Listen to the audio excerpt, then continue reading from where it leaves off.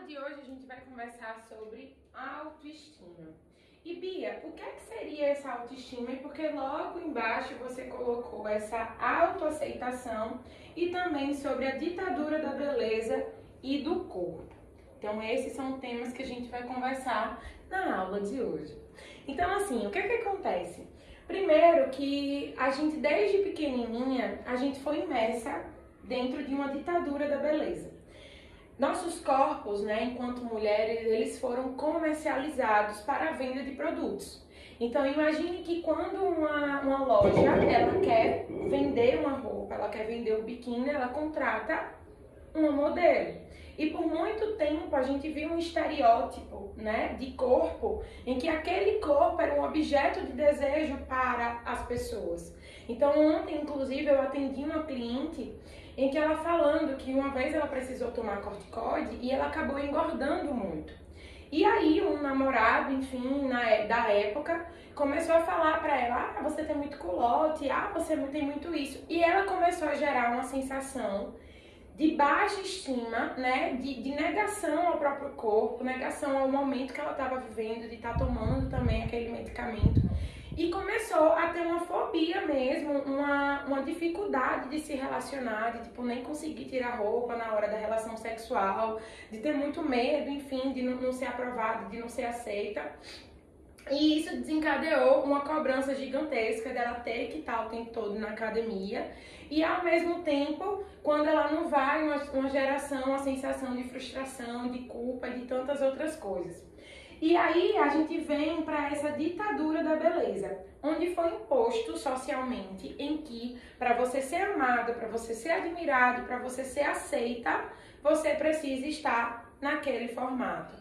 O seio de uma forma, a barriga de outra, a bunda de outra, e aí ela até comentou uma coisa que eu lembro que na época da escola a gente via muito, que para você ter coxa, para você ter bunda, você colocava embaixo da calça jeans, você colocava uma leg para dar mais volume, Então a quantidade de coisas que as pessoas iam fazendo para poder trazer essa ditadura da beleza, ou seja, essa padronização do corpo ideal, e as pessoas que não atingiam era como se fossem pessoas não merecedoras da felicidade, pessoas que não seriam acolhidas, não seriam aceitas, enfim.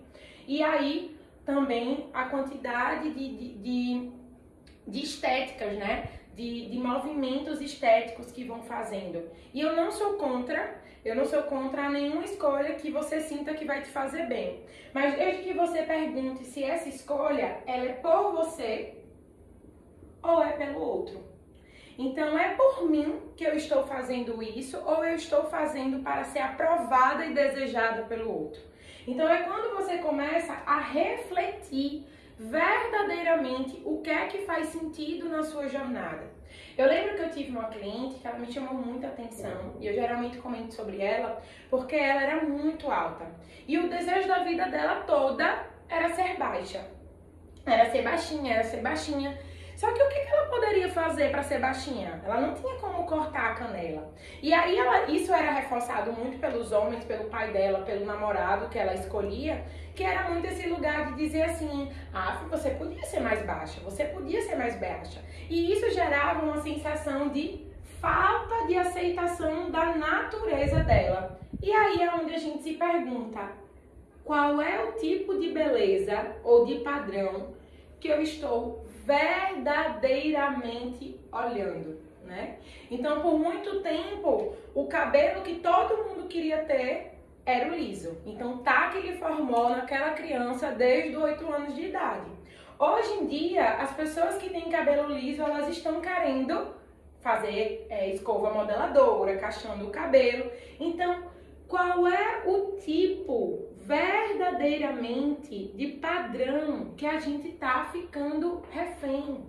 Porque se eu for olhar para o padrão brasileiro, por mais que as mulheres sejam mais baixas, mas as mulheres que são valorizadas em outros países, inclusive reverenciadas, digamos assim, é as mulheres altas. Então, para qual tipo de beleza, de padrão ela está verdadeiramente olhando? E quantas mulheres vocês conhecem que fazem milhares de padrões ou procedimentos estéticos e mesmo assim não estão satisfeitas com o próprio corpo. Porque na verdade, amores da minha vida, elas não se aceitaram.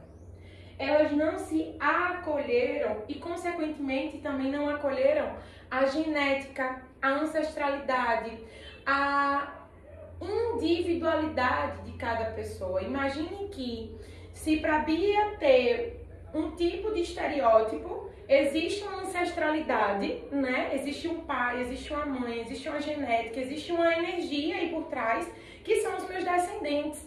Então, por exemplo, meus avós, eles são italianos, né? Meus bisavós, na verdade. Então, eu tenho uma descendência italiana e que vão reverberar em alguns aspectos meus. Por exemplo, eu sou uma pessoa que fala mais alto, eu sou uma pessoa como a família do meu pai, né, que são gaúchos, eles vão trazer mais essa energia mais, tipo, agressiva mesmo, através da voz, porque existe um padrão que também é comportamental, não é justificável, mas um padrão, um estereótipo que ele também vem da nossa ancestralidade, das nossas raízes, da onde vem a nossa história.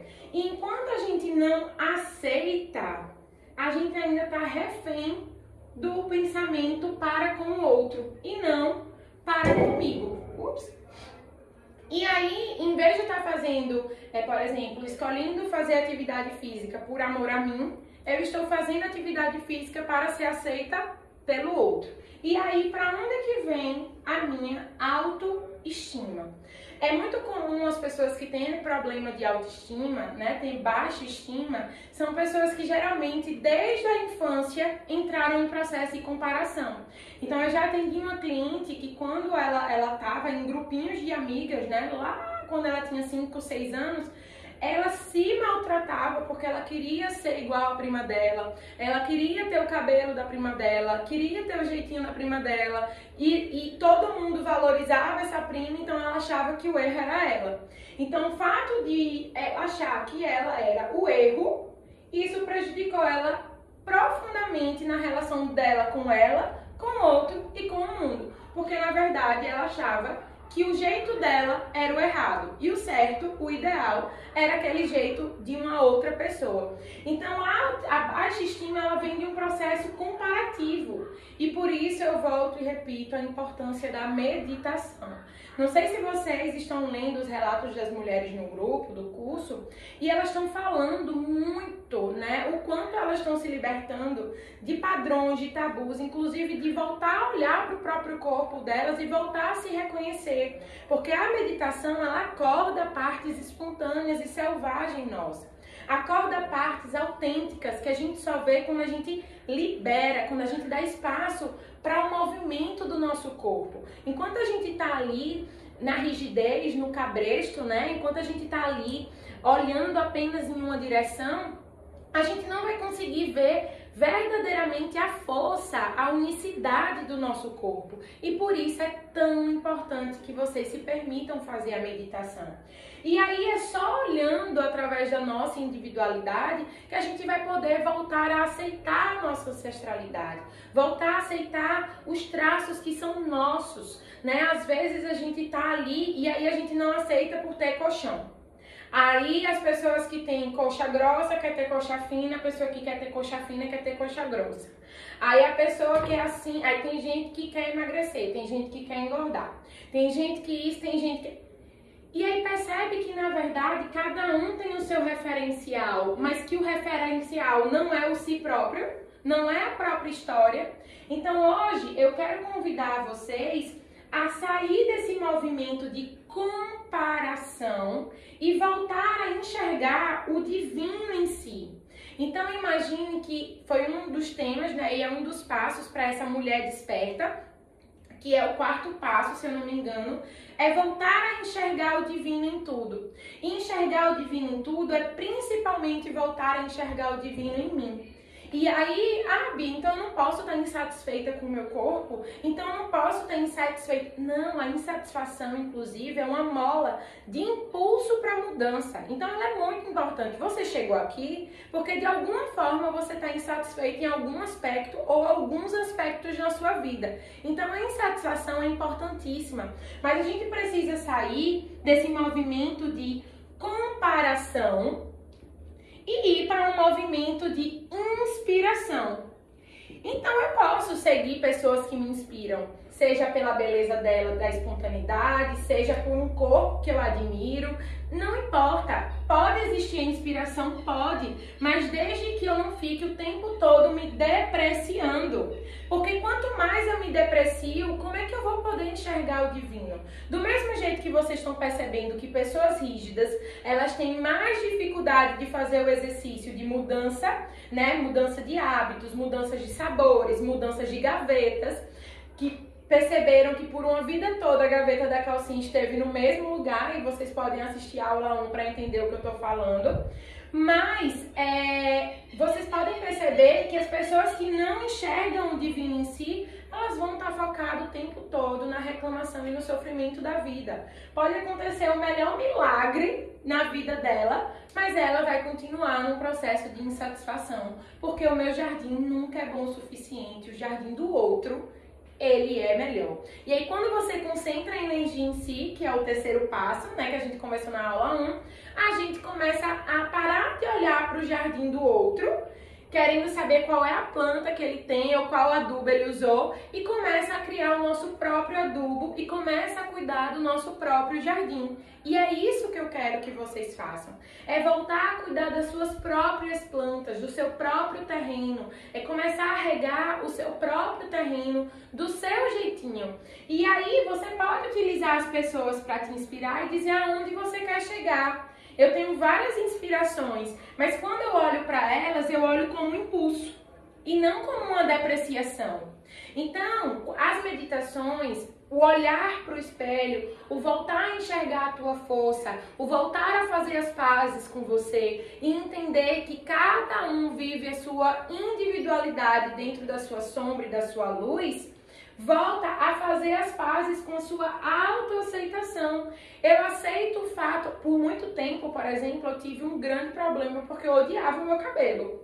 Eu odiava o fato dele ser cheio, eu odiava o fato dele ser um leãozinho, né? Eu odiava o fato dele ser muito, muito, muito volumoso, ondulado, irarará, irarará. Por muito tempo eu fiz química, por muito tempo eu fiz carbocisteína, por muito tempo eu, enfim, ficava muito chateada, digamos assim, com o meu cabelo, até eu entender que hoje uma das coisas mais valorizadas é ter cabelo cheio. E uma das coisas que as pessoas mais me elogiam é: Bia, você parece uma leoa, olha os seus cabelos, não sei o quê. Porque eu voltei a fazer as pazes com o meu jeitinho de ser. É a mesma coisa de você viver uma vida, eu deveria ter nascido homem, eu deveria ter nascido homem, e você nem assume. Por que será que você veio mulher e não veio homem? Com certeza algum propósito existe, né? Se a gente acredita um pouquinho na espiritualidade, a gente acredita que nada por acaso. Então, por que exatamente Bia tem esse tipo de braço e não outro tipo de braço? Eu lembro que também uma das coisas que eu odiava muito no meu corpo é que quando eu engordava, a primeira coisa que engorda é o meu braço. E eu não usava blusa regata porque eu lembro de um paquerinha que eu tive que ele falava assim: ah, seu braço é gordinho, não sei o quê.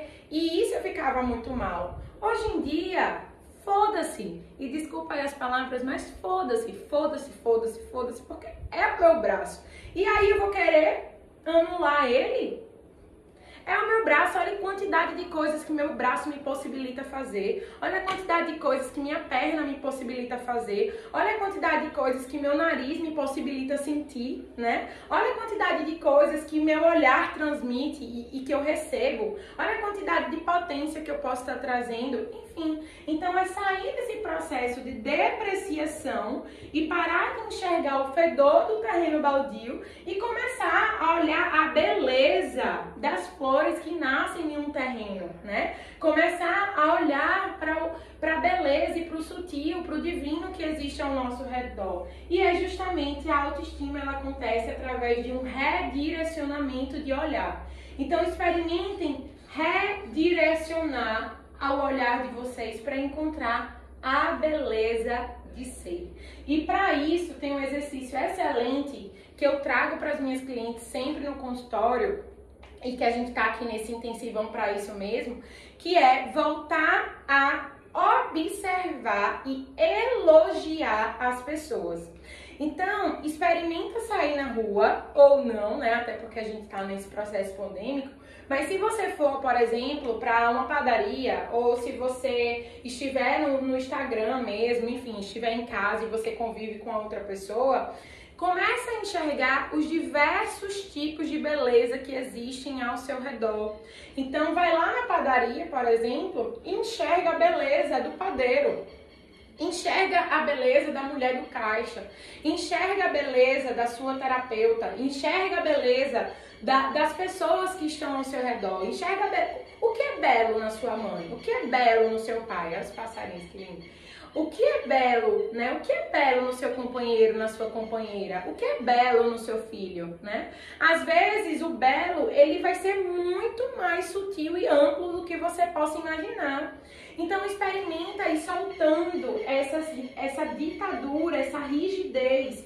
E isso vem dentro de um processo, né? Dentro de um amadurecimento. Imagine que a vida toda você olhou para alguma parte do seu corpo e começou a reclamar. Agora experimenta a voltar a atenção. Eu estou imaginando que aqui na minha frente tem um espelho.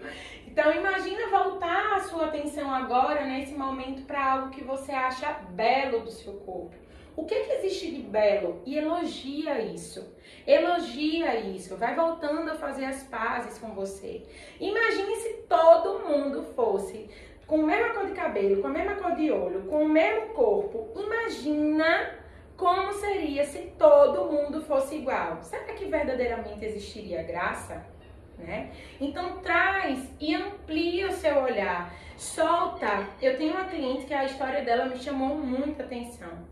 Que a gente estava num processo, né, de retomada de autoconfiança dela, e eu perguntei a ela, qual foi o momento que você deixou de acreditar em si? E aí foi quando ela chegou e, dentro de um processo meditativo, ela lembrou de que ela passou a faculdade de nutrição todinha tentando emagrecer. E ela não conseguiu emagrecer. E aí ela começou a duvidar da capacidade dela de ser nutricionista pelo fato dela não ter conseguido emagrecer. E aí eu perguntei a ela, o que faz você mensurar toda a sua capacidade, inteligência e sabedoria em um peso na balança? Qual conselho vocês dariam a essa mulher? E qual é o conselho que você daria a você? Então reflete sobre isso, se a gente não está mensurando muito a nossa beleza a um padrão que foi imposto socialmente. E o quanto é que a gente pode ser gentil com a gente se a gente se auto-aceitar. Aceitando a nossa ancestralidade e da gente ter vindo assim para a Terra nessa vida. E aí, a partir do momento em que a gente aceita, a gente pode mudar. Mas não mais por raiva, nem por ódio, a gente. Mas sim por amor. Por amor. Então, reflete sobre isso. Um beijo no coração e simbora para a próxima aula.